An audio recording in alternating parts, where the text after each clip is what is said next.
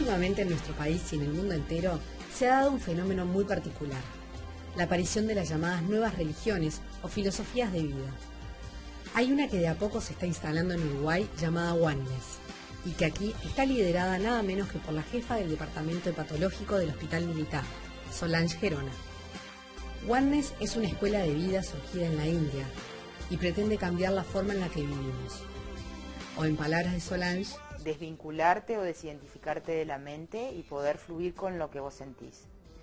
Para alcanzar ese estado despierto de la conciencia, los miembros de Oneness practican el Diksha, que es una especie de meditación que con el tiempo provoca una transformación neurobiológica en quienes la practican. Un tipo monje en India, en medio de un sucucho allá en medio del campo, que hablara de transformación neurobiológica, yo decía, qué elaborado, ¿no?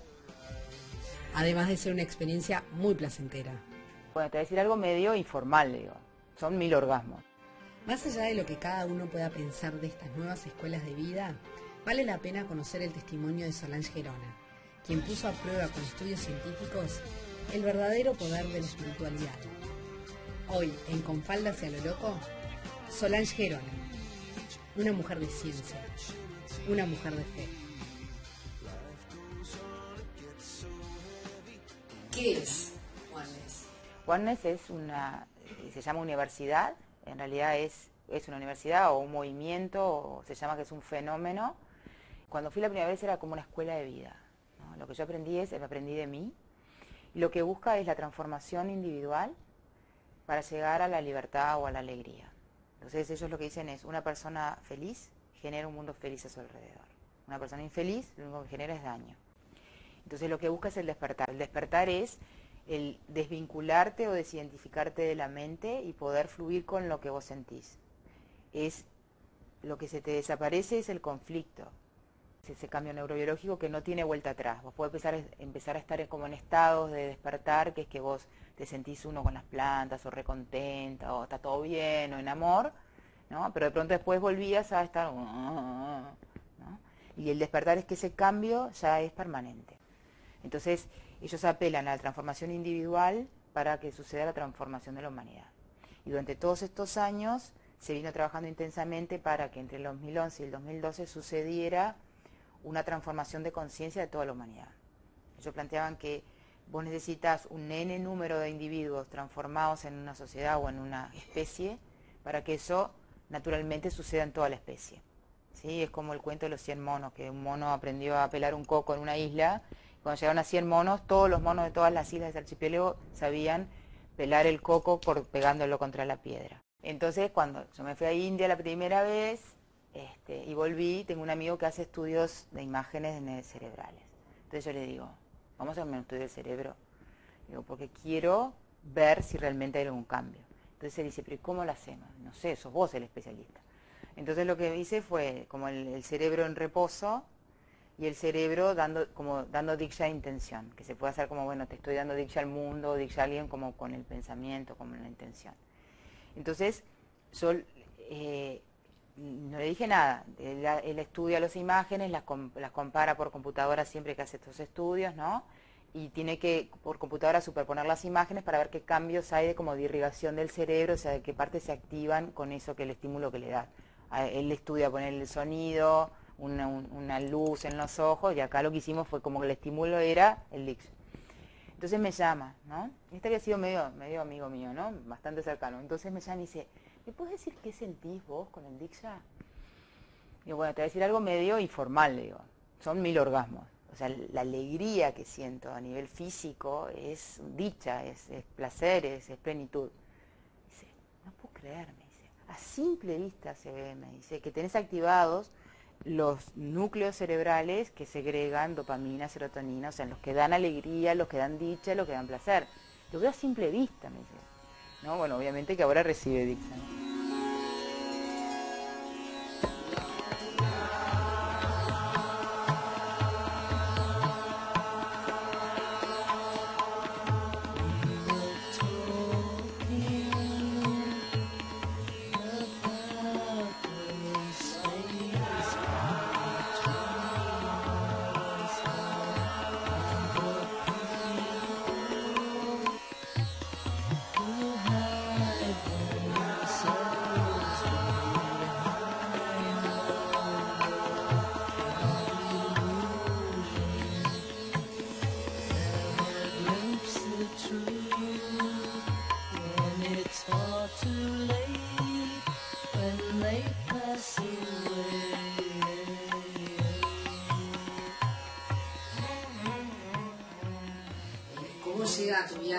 la India? ¿Cómo llega tu vinculación con India? El Uruguay, al ser un medio chico, es un medio difícil. Es un medio que vos tenés que... Una crisis importante, ¿no? Una crisis importante. Yo, mujer que me había formado la especialidad fuera, o sea que todo el establishment estaba medio en contra, ¿no? Y me empiezo a ver transformada en una mujer dura, en una mujer mala, ¿no? Como manipuladora, fría, calculadora, ¿no? Y no me empieza a gustar esa imagen, ¿no? En realidad empecé a buscar algo, fui a un psicólogo y fui a buscar una búsqueda espiritual, pues yo quería volver a ser la niña feliz que había sido. O sea, esa niña que se reía de ella, que hacía pavadas, que, ¿no? Yo veía que solo con mis sobrinas y con los pacientes era capaz de mantener esa fragilidad o esa permeabilidad o vulnerabilidad necesaria para el vínculo, pero después no. Y bueno, es así que un día yo me fui a Argentina, me compré un libro de Osho que nunca había leído, yo nunca había leído nada de espiritualidad, no tenía ni idea. Y fui a otro grupo acá en Uruguay y me dijeron, hay una persona en India que no sé qué, que hace cursos y da la iluminación. Yo no tenía ni idea de lo que era tampoco eso, pero sí que esta gente me dice, sí, este hombre te da la iluminación. Yo decía, pero ¿cómo alguien te va a dar un estado? Eso es algo que tiene que ser tu esfuerzo, tiene que ser tu proceso, tiene que ser... Es un chanta, dije, ¿no? Entonces volví a casa y abrí el librito ese nuevo que había abierto y como siempre jugaba con mis sobrinas, abrí el libro en cualquier lado. Y cuando abro dice, la iluminación es instantánea, te tiene que ser dada. Qué raro, digo. Bueno, a ver qué es eso. Entonces vino uno a hacer un taller, un chileno que había ido a India, y el chileno me pareció un chanta. De alguna manera mi formación en casa con mis padres, que por más que eran profesionales eran súper sencillos, era, no tenés que aparentar, vos sos lo que sos, ¿no? Y este chileno hablaba así, se hacía lento, se hacía el espirituoso, y yo dije, chanta. Te paso energía, yo decía, energía, ¿qué me va a pasar energía? Yo no siento nada. Me ponía las manos en la cabeza, yo decía, mueve los deditos, ¿viste? Yo qué sé, no sentía nada. Pero lo cierto es que salí de ahí, y yo me gusta ir a correr por la Rambla, me gusta la naturaleza y todo, me puse a correr y corrí 2 horas. Yo dije, mañana no puedo caminar, ¿qué me pasa? Estoy corriendo así. Entonces dije, bueno, algo pasó que yo estoy pudiendo como correr con alegría sin tener que hacer como un esfuerzo físico. Y bueno, obviamente el mar y el cielo, todo me parecía fantástico. Y al mes de eso vuelve el primer uruguayo que ha ido a India, después vuelven otros 3 más, todas personas como súper diferentes entre sí, que no dialogaban entre sí, que cada cual tenía uno, estaba en contra de las personas que tenían plata, otro te fajaba, te cobraba 1.500 pesos por cada diksha que te daba. Otra era media bohemia, una psicóloga así media con tatuajes, con trencita, o sea, no era mi onda tampoco, pero cada una era diferente, pero a mí me importaba que me dieran esto. Diksha en sánscrito se llama bendición. Y el planteo es que lo que genera es como una transformación neurobiológica. Que también que un hindú me hablara, escribiera, de que esto era una transformación neurobiológica, un tipo monje en India, en medio de un sucucho allá en medio del campo, que hablara de transformación neurobiológica, yo decía, qué elaborado, ¿no? Y entonces, cuando empiezo a comprender el diksha, de experimentarlo, mi entendimiento es, así como la mamá con el bebé, cuando le da amor, genera un desarrollo neurobiológico en el bebé, un bebé que es cuidado por la mamá, mimado, atendido, se desarrolla neurobiológicamente mucho más rápido que uno que está dejado en la cunita ahí. Esto es la mamá del adulto. El diksha lo que hace es ese amor, esa intensidad, esa energía, genera cambios en tu cerebro, que generan cambios en tu percepción de la realidad. ¿Queda algo de esa Solange mala, fría? Está también ahí. Soy todo eso. Esos son aspectos míos que yo tengo que miro, que veo, que me permito experimentar. Porque es la gama de la humanidad entera que está en mí, que está en ti. Hay violencia en mí. No es que te despertás y sos una santa. No, sos un ser humano. Y el ser humano tiene toda la gama de emociones. El punto es qué haces con esas emociones. La mayor parte de las veces vos lo que haces es negarlas porque hay juicio social, hay una escala de valores externa, ¿no? Y te viene el enojo y decís, no, no me puedo enojar por esto. ¿Y cómo no si te estás enojando? Entonces, lo que me va pasando ahora es un permiso para que mi cuerpo experimente el enojo. En ese permiso, ese enojo se experimenta y se libera. Si yo me niego, esa violencia salta por un chiquito que no tiene ese bloqueo y mata a otro en la calle. O sea, somos un continuo en eso. Como yo me permito experimentar mi violencia en mi cuerpo, no va a explotar por otro lado. Me hago responsable de lo que me sucede. Y lo que me da es mucha tranquilidad, ¿no? De que estoy siendo súper cuidada. Súper cuidada. Es como todo lo que venga va a ser para mi bien. aunque sea una presión de la vida, aunque sea un desafío de la vida, eso a mí me va a dar un crecimiento, una riqueza, un entendimiento mayor. Y así lo vivo. Vamos a invocar a la presencia.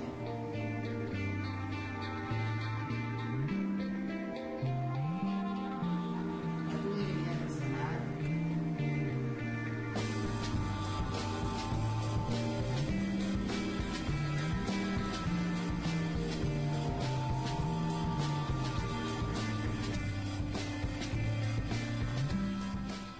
Esa comprobación que tú pudiste hacer con ese amigo,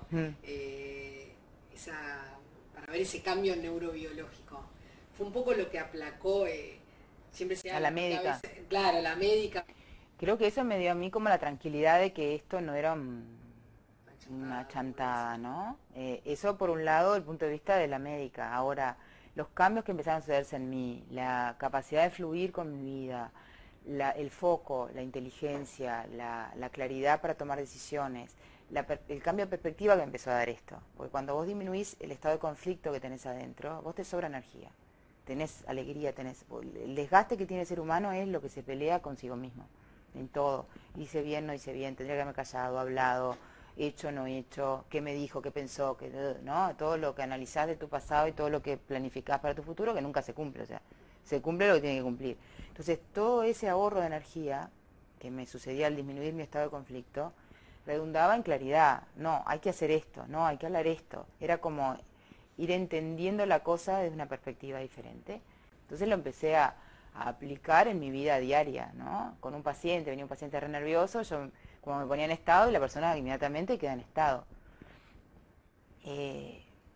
Y creo que fue eso, fue objetivar los cambios en mí y que en realidad me aumentaba la inteligencia, me aumentaba la claridad, me aumentaba la capacidad de escuchar al paciente. No era esa desesperación, bueno, a ver qué tiene y listo resolverlo, era como recibirlo en mí y yo siempre digo que me empezó a suceder experimentar al paciente, o sea, el paciente te cuenta algo y vos, si no te pones a experimentarlo, vos interpretás lo que él te dice, pero en esa interpretación hay subjetividad. Cuando el paciente a mí me empieza a contar, me duele acá, me duele allá, yo empiezo como a meterme en ese cuerpo y sentir lo que le pasa. Y entonces puedo interpretar desde mi cuerpo qué es lo que le está pasando, más como médico, ¿no? Solange, ¿cómo se sustenta ¿La Oneness? Claro, tanto en India como en Uruguay. En Uruguay al principio, digamos, yo me pagaba todas las cosas, los talleres, todo para esto.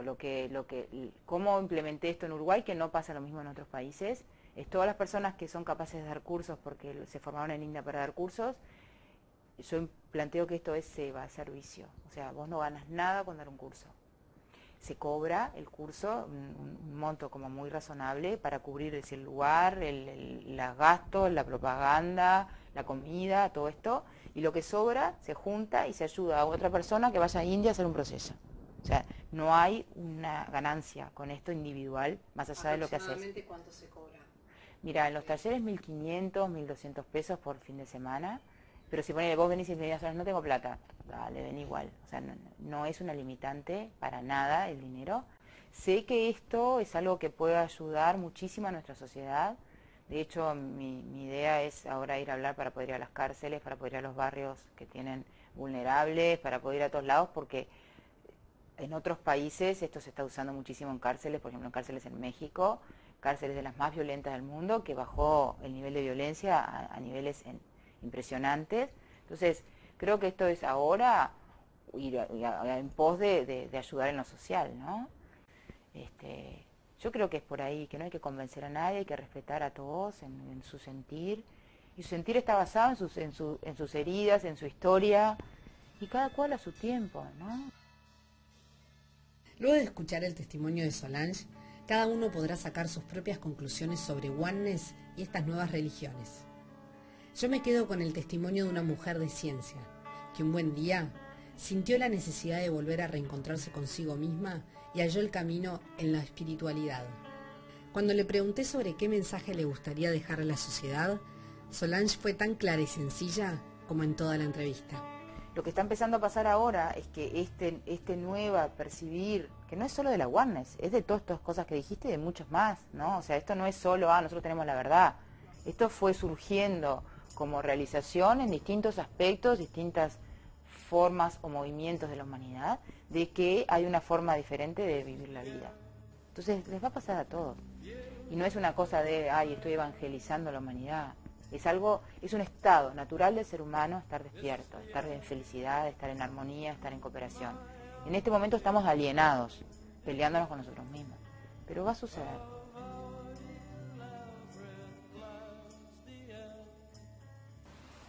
El equilibrio, ¿no? El equilibrio entre lo que sentís, tu cuerpo, lo que comes, tu entorno emocional, tu felicidad. El despertar es desidentificarte del conflicto. Es fluir con cualquier cosa que aparezca, es válido para ti en ese momento perfecto.